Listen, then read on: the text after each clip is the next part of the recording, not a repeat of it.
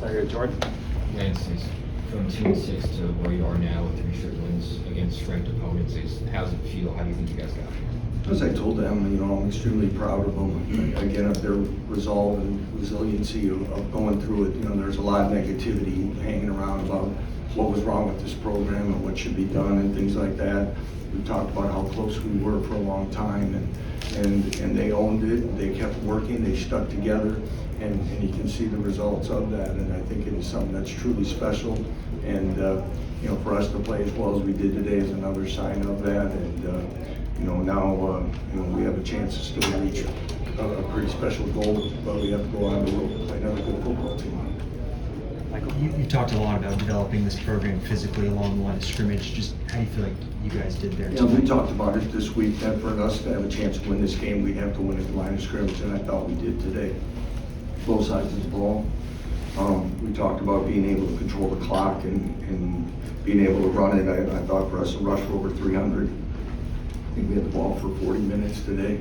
Never punted. It was truly a start to finish performance. Take our hat off to those guys, on offense, the coaches that put the plan together, the execution by our players, and it truly was a special day. Another big game for Devon Neal as well. I mean, is there much more you can say about what he's done? I don't know if I think we've tried to say it all already, but for him to put together a game like this when we needed it, some of the runs after contact, big clutch plays as we're going through it were huge. He's truly a special back, and fittingly so. I think for him to play his last home game, no matter where we're playing at the moment, for him to have that type of game really puts an exclamation point, a mark on his performance and career here. Lance, put this in perspective. Are you the best team in the Big 12 right now? You're at least the hottest. I'll let you write about that. You guys can decide that. Right now, I don't know that. I don't know how everyone else is playing. I've known we've, as we said, we walked off the field dejected quite a few times, and after from the Houston game on, when we talked about after Arizona State about playing well the second half of the season, make the second half of the season a season of its own. I think we've done that. Unfortunately, the game in Manhattan didn't go our way. We were very close. We were playing good football then, and I think we've continued to build upon that. And I don't know if we are, but we're playing pretty solid football. What does that say about the competitiveness of this league? It says a lot, and I know a lot of people are trying to, politic and stuff about everything else that's going on in college football and trying to who's in and who's not. But the overall balance of this conference is going to be there for a long time. It's going to be special. It can be about who's playing well at certain times, who's healthy at certain times, the matchups, the travel. There's going to be so many factors that go into this in today's new world of college football and the amount of teams in a conference. And I don't know how those, the people that have all those tiebreakers written out, there's probably going to be 14 more pages added to those rules, but I'm sure it's going to get congested on some things. But what we want to do right now is worry about what we can control, and that's trying to find a way to win the 6th game. Lance, I know it's obviously been about more than just one guy, but real quick back to Devon. At one point in the early second half, he did the feed me gesture. I just wonder what that means to have a guy that says, put this on me, put it all on my shoulders, I'll take it. We talked about it, that it'd be a big day for him, and I think that's why Jonathan Wallace, as our running backs coach, was rotating Savion as early as he did. I thought Savion gave us some really nice runs as well.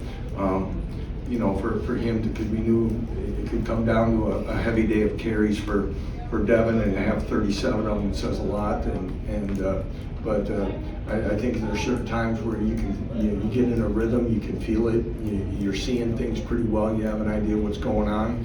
I thought Jeff Grimes did an outstanding job mixing things up when we needed to, and it was a special day for a special guy.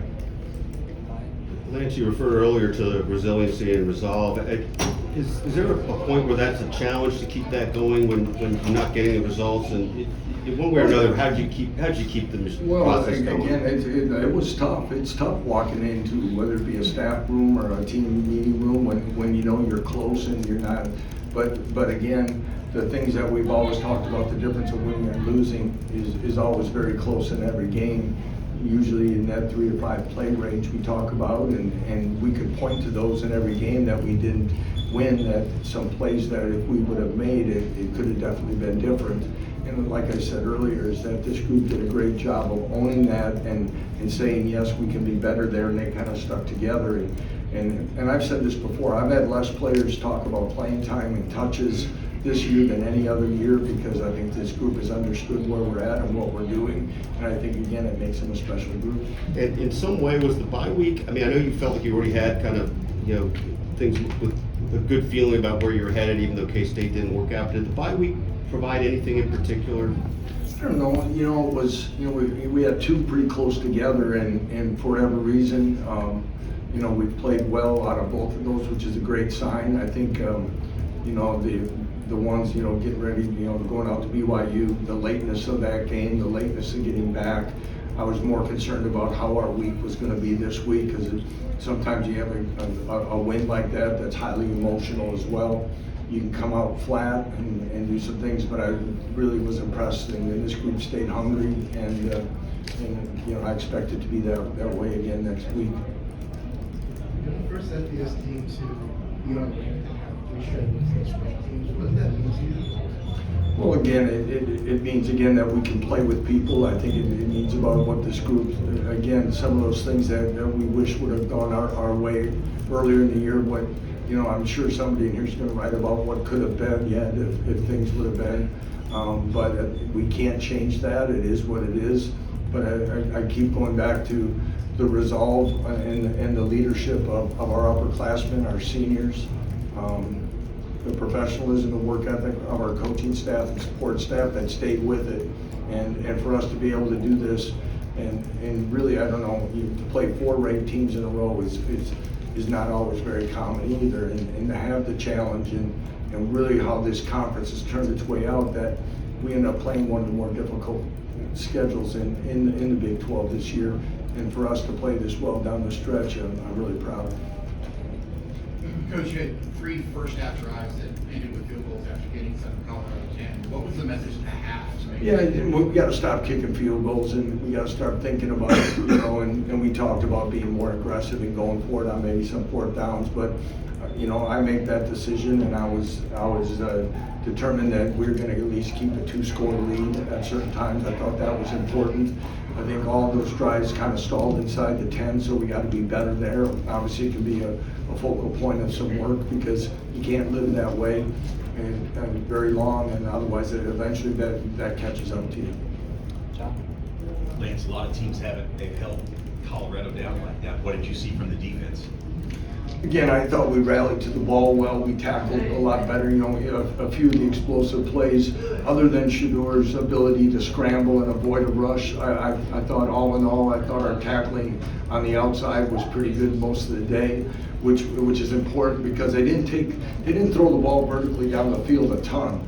And a lot of it is getting, taking what's given to them and then having people miss in space. And I thought we had a lot of people around the ball. I thought we played extremely hard. And again, neutralized the running game that when they did attempt to run, so we kind of kept them in good down and distance situations that were predictable.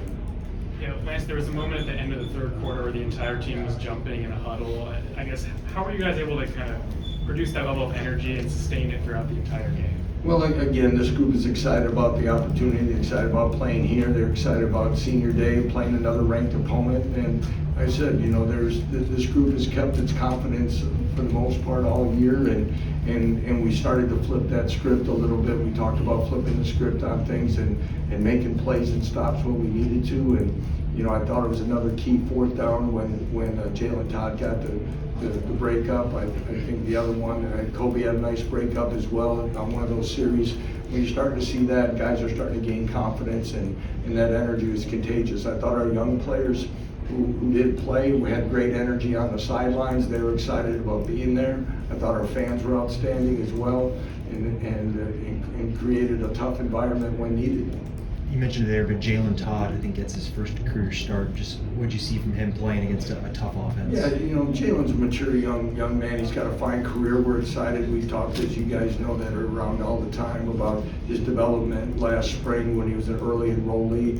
He's got a fine future. We're excited about him, and he doesn't let the moment get too big for him. And I thought he played extremely well. Time for one more, Katie. Coach, obviously this is a special senior class to you. Just what did it mean to get the boots back open on your senior day? Well, I just thought because these guys have done so much, and this year has been what it is, and for them to have that type of experience today, and once again to see them on the field afterwards, to see the locker room the way it is, it's a great feeling. I'm happy for them. I appreciate all their efforts. I'm proud to be their head coach, and as we said, we got to keep working. We have to find a way to get a 6th win so we can hang out together a little bit longer. All right, thanks everyone. Thanks, everyone.